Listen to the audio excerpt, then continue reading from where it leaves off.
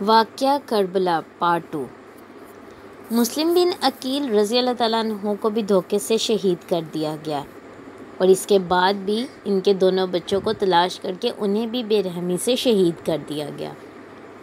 روایت میں ہے کہ جس وقت مسلم بن عقیل رضی اللہ تعالیٰ عنہ ابن زیاد کی طرف جا رہے تھے، یعنی شہادت سے پہلے کے وقت تک تقریباً 40,000 کوفیوں نے امام حسین رضی اللہ تعالیٰ عنہ کی بیعت مسلم بن عقیل رضی اللہ تعالیٰ عنہ کے ہاتھ پر کر لی تھی،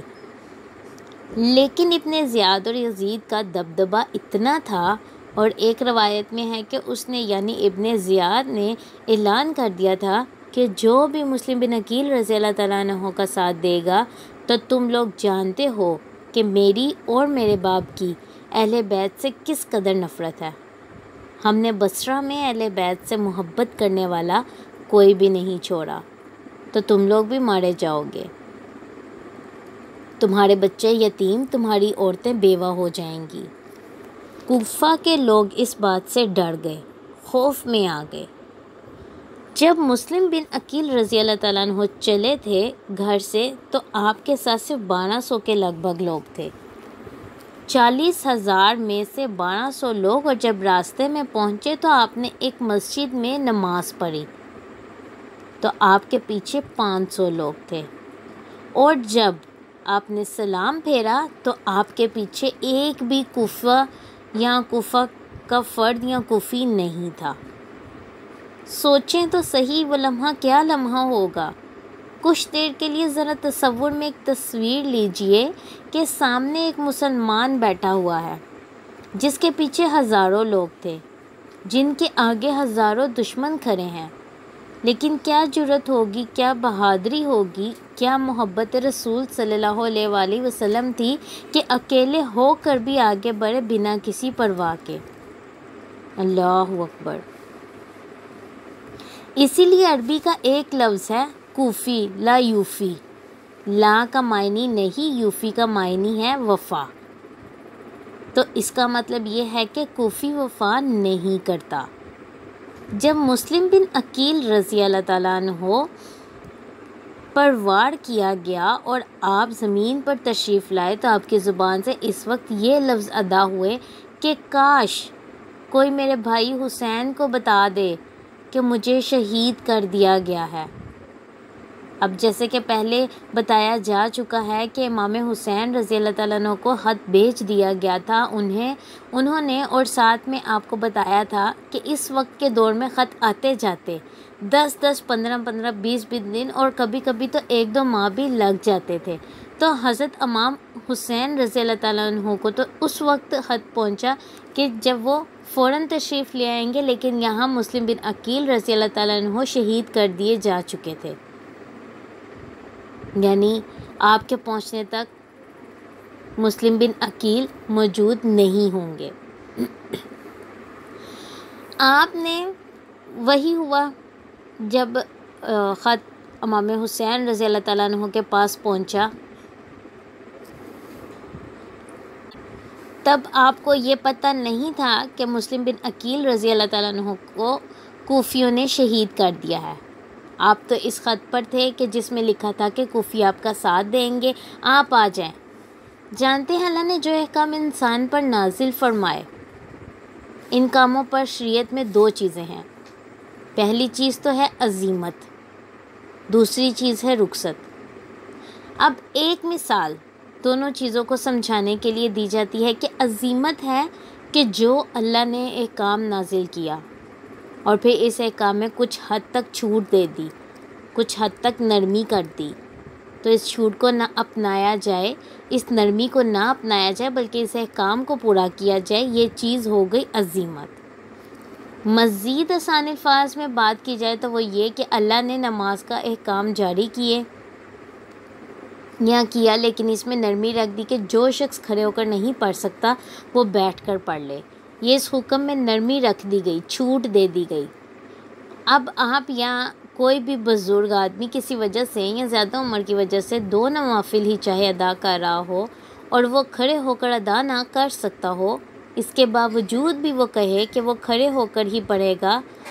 اور اللہ کی رضا کے لیے، اللہ کی خوشی کے لیے پڑھے گا، تو یہ اس آدمی کی عزیمت ہے، جبکہ اسے چھوٹ دے دی گئی ہے اور واقعی میں اس پر چھوٹ بنتی بھی ہے کیونکہ وہ کھڑے ہو کر نہیں پڑھ سکتا، اس کے لیے مشکل ہے تو یہ پھر بھی پڑھ رہا ہے۔ یہ اس شخص کی عزیمت ہے، اور اگر وہ نرمی اختیار کر لے تو اس ایک کام سے رخصت ہے۔ اس نے کوئی گناہ نہیں کیا، بلکہ جو اللہ نے اسے نرمی دی وہ اختیار کی، تو اس کو رخصت کہا گیا ہے۔ یہ ایک ایسی چیز ہے جو اس واقعے سے ہٹ کر اسلامی انفارمیشن میں بھی بہت ضروری ثابت ہو سکتی ہے۔ عزیمت اور رخصت اس لیے بتائی سمجھائی گئی اور اس کا ذکر اس لیے یہاں پہ کیا گیا کہ آپ یعنی امام حسین رضی اللہ تعالیٰ عنہ بھی یہی دو راستے اختیار کر سکتے تھے، یا ان دونوں میں سے کوئی ایک اختیار کر سکتے تھے۔ یعنی اگر آپ چاہتے تو عزیمت اختیار کرتے، آپ چاہتے تو رخصت لے لیتے، کوئی گناہ نہیں تھا، کیونکہ ایک طرف عزیمت تھی کہ آپ جانتے تھے کہ اس بار جنگ ہوئی تو لڑائی ہوگی،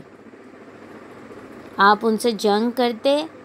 تو یہ عزیمت تھی، اور دوسری طرف رخصت تھی کیونکہ یزید کے پاس پاور تھی، کفر کی، لوگوں کی، ایمان کی نہیں، جبکہ اصل پاور تو میرے امام حسین رضی اللہ عنہ کے پاس تھی، جسے اسلام کی پاور کہتے ہیں۔ لیکن جب میدان میں مسلمان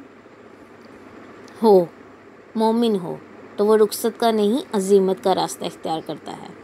اور پھر نسل رسول صلی اللہ علیہ وآلہ وسلم ہوں رخصت لے لیں، یہ کیسے ممکن ہو سکتا ہے بھلا؟ چونکہ اب ایک تو کوفہ کے لوگوں کے خط پر مسلم بن عقیل رضی اللہ تعالیٰ عنہ کی تصدیق، اور پھر پہلے دن 14,000 لوگوں کی بیعت کا سلسلہ، تو آپ نے جانے کا فیصلہ کیا، اور چونکہ آپ جنگ پر نہیں جا رہے تھے تو آپ نے 72 نفوس قدسیہ کے ساتھ روانہ ہونے کا فیصلہ کیا۔ دراصل حکومت لینے کے لیے جنگ لڑنی ہوتی ہے، اور جنگ لڑنے کے لیے 72 لوگ نہیں لیے جاتے، اور وہ بھی وہ 72 لوگ جن میں گھر کی عورتیں، بچے ہوں، جبکہ جنگ کے لیے آپ چاہتے تو پورا مکہ، پورا مدینہ لے کے جا سکتے تھے۔ آج کچھ لوگوں کی عقل پر اس قدر پردے ہیں کہ وہ کہتے ہیں امام حسین رضی اللہ تعالیٰ عنہ نعوذ باللہ حکومت کی لالچ میں اپنے مفاد کے لیے نکلے تھے۔ وہ لوگ اس دلیل کا جواب دے کہ کون سا لالچ تھا جہاں گھر کے بچے، گھر کی عورتیں میرے امام رضی اللہ تعالیٰ عنہ لے کر گئے تھے؟ مجھے اسی دلیل کا جواب دے دے کوئی کہ 72 لوگوں کے ساتھ کون جاتا ہے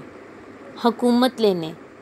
خدا را عقل کیجئے، دل خون کے آنسو ہوتا ہے جب لوگ اس طرح کی تنقید کرتے ہیں یا اس طرح کے الفاظ کہتے اور سوچتے ہیں۔ بہرحال امام حسین رضی اللہ تعالیٰ عنہ جب راستے میں جا رہے تھے تو آپ کو اطلاع مل گئی کہ مسلم بن عقیل رضی اللہ تعالیٰ عنہ کو شہید کر دیا گیا ہے۔ آپ تھوڑا اور آگے گئے تو یزید نے حر رضی اللہ تعالیٰ عنہ کو 10,000 کے لشکر کے ساتھ بھیجا۔ اب یہاں سوچنے کی بات یہ ہے کہ حر کے ساتھ رضی اللہ تعالیٰ عنہ کیوں لگایا جا رہا ہے، جبکہ یہ یزید کی طرف سے تھا؟ تو یہ حر رضی اللہ تعالیٰ عنہ اہل بیت سے بہت محبت کرتے تھے، لیکن اس وقت چونکہ حکومت یزید کی تھی اور آپ اس کے نیچے کام کر رہے تھے تو آپ صرف اس کا حکم مان رہے تھے۔ واقعے کے آخر میں بتا دیں گے کہ حر رضی اللہ تعالیٰ عنہ کے ساتھ یا ان کا ساتھ امام حسین رضی اللہ تعالیٰ عنہ کے ساتھ کس طرح مل گیا اور وہ بھی شہید ہوئے۔ حر رضی اللہ تعالیٰ عنہ جو پہلے دشمن تھے بعد میں دوست بن گئے، انہوں نے آ کر نہایت احترام سے کہا، دیکھیے میں مجبور ہوں کہ میں یزید کے حکم کی تعمیل کر رہا ہوں، میری مجبوری ہے، مجھے ابن زیاد نے بھیجا ہے، آپ میرے ساتھ ابن زیاد کے پاس چلیے۔ امام حسین رضی اللہ تعالیٰ عنہ نے انکار کر دیا اور یہ کہا کہ میں ابن زیاد کی نیت جانتا ہوں اور میں تمہارے ساتھ نہیں آؤں گا۔